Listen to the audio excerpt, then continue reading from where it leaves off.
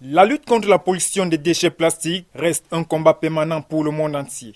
Ainsi, pour protéger l'écologie et en prélude de la Journée mondiale de l'environnement, celle-ci est allée à la chasse des déchets plastiques. Objectif, réduire la pollution due aux déchets plastiques.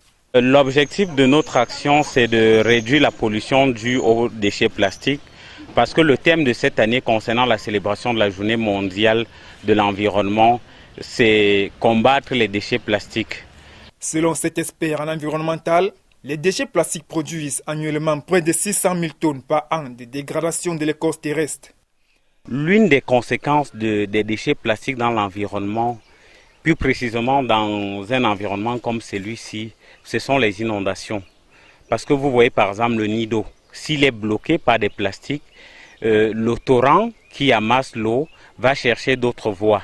Et sensiblement, les riverains vont subir des conséquences drastiques à l'instar des inondations. Les emballages plastiques sont de plus en plus utilisés par les populations eu égard à la facilité de manipulation.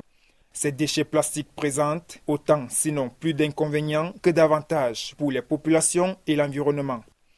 Vraiment, ce que je peux dire à cette ONG, c'est que je les remercie beaucoup, puisque c'est ce que j'ai tant souhaité pour me donner un coup de main ici à Mélène 2.